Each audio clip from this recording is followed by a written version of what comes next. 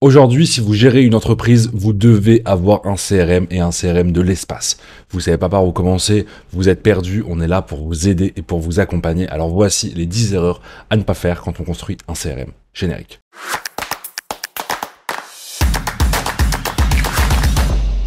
Je m'appelle Stan et je travaille chez The Toolbox et sur cette chaîne YouTube, on va permettre à votre boîte de décoller. Et aujourd'hui, on va parler d'un sujet phare parce qu'on va parler de CRM et surtout des 10 erreurs à éviter quand on installe un CRM. Ce qui est hyper important, et avant peut-être de parler de ces erreurs et de ce CRM, je voulais revenir un petit peu sur l'histoire du CRM parce qu'en faisant quelques recherches, je suis tombé sur des choses qui étaient assez marrantes.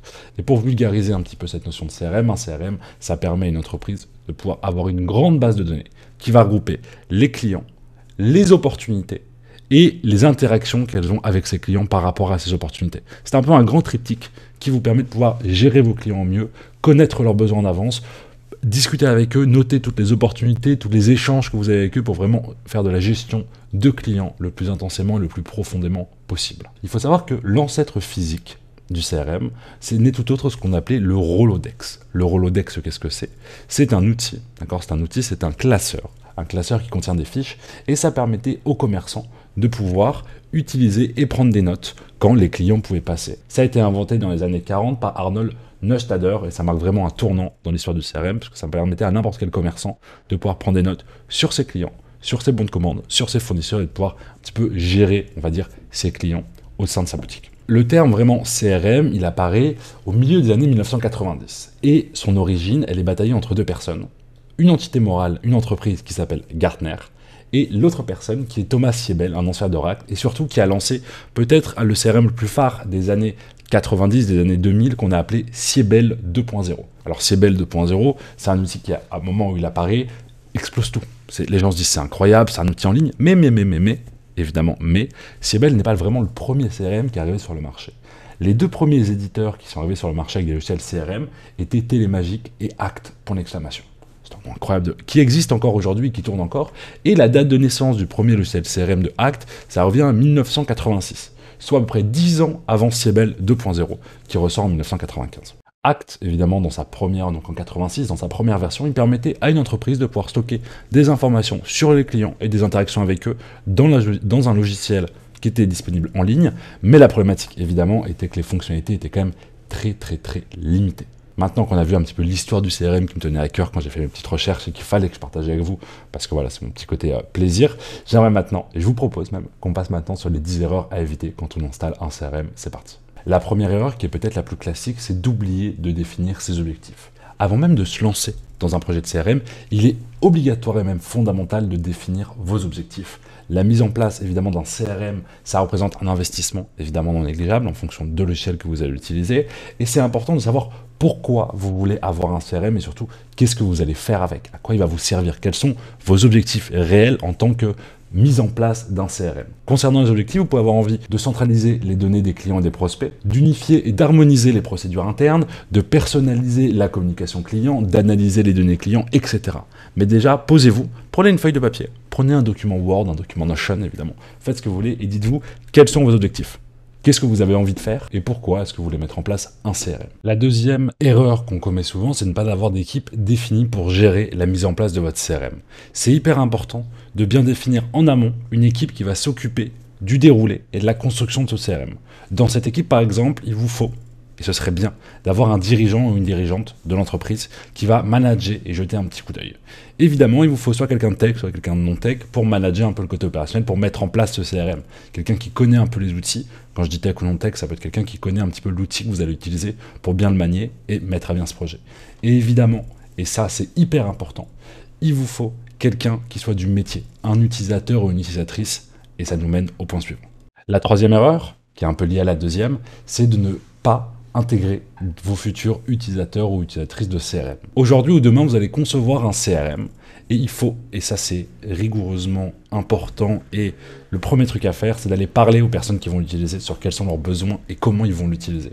Ne construisez pas un CRM pour vous, construisez-le pour les personnes qui vont l'utiliser, et donc vous devez impliquer les personnes qui vont l'utiliser. Et d'ailleurs, selon Forrester Research, il y a un chiffre qui est sorti, 70% des CRM ne sont pas utilisés, parce qu'on n'a pas inclus les utilisateurs dedans et parce que c'est pas fait pour eux. La quatrième erreur, c'est de ne pas savoir à qui vous allez parler et à qui vous allez vous adresser.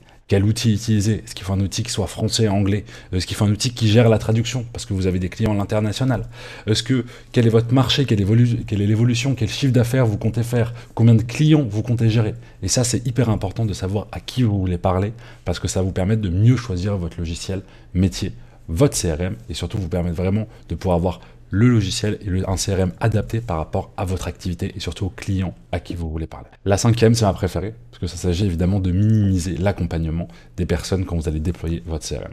La formation, l'explication, l'accompagnement est primordial. Faites-vous un Wikipédia du CRM.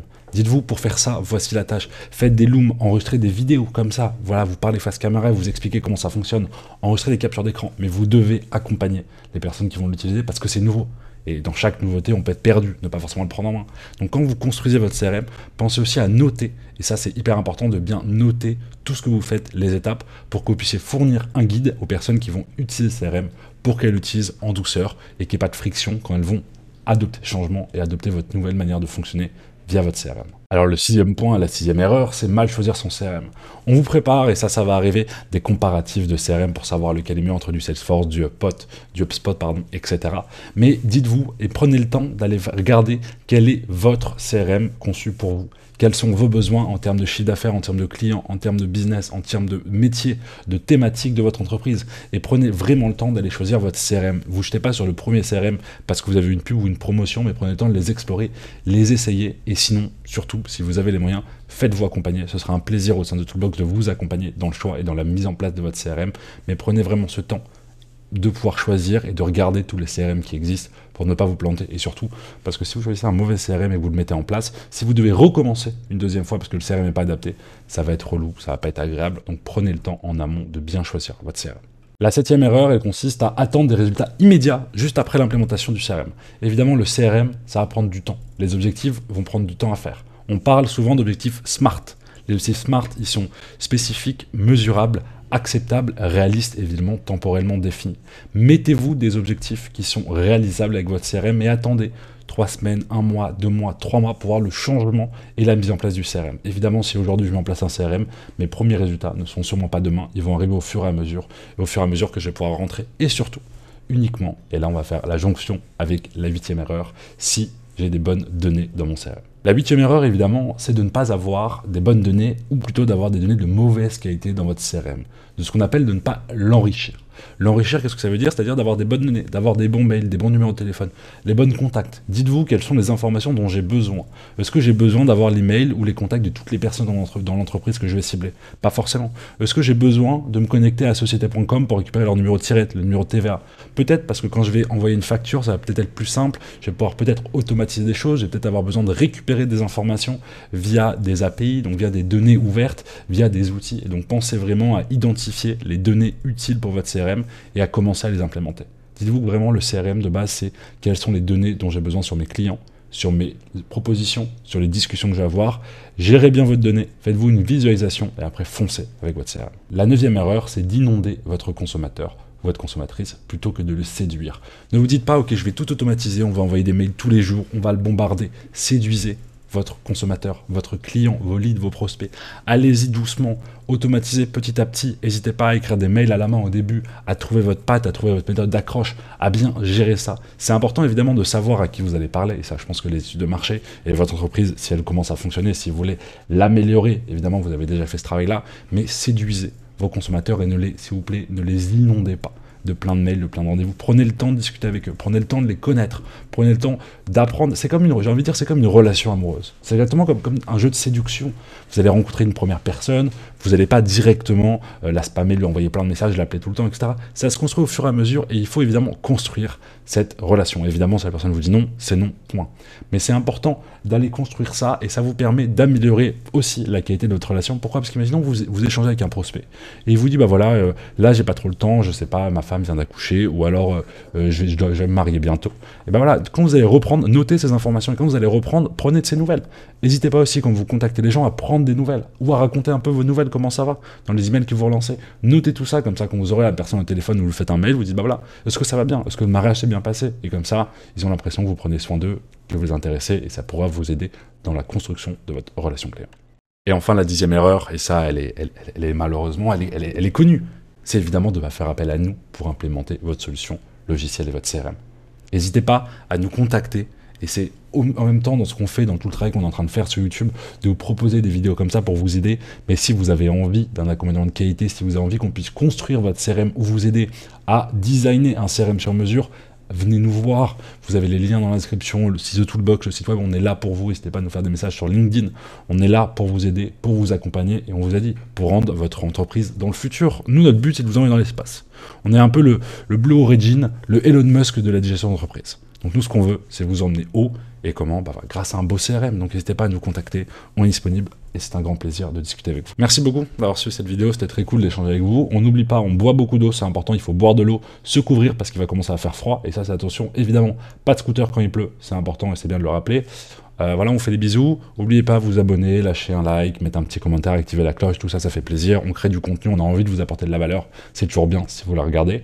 Voilà, quoi dire de plus? Écoutez, à bientôt, c'était Stan de The Toolbox, c'était un plaisir d'avoir fait cette vidéo pour vous, d'avoir fait ce montage, tout ce travail, et surtout de vous raconter des histoires, j'espère que vous a plu, n'hésitez pas à nous dire ce que vous en pensez évidemment en commentaire, on se retrouve bientôt, des bisous, ciao.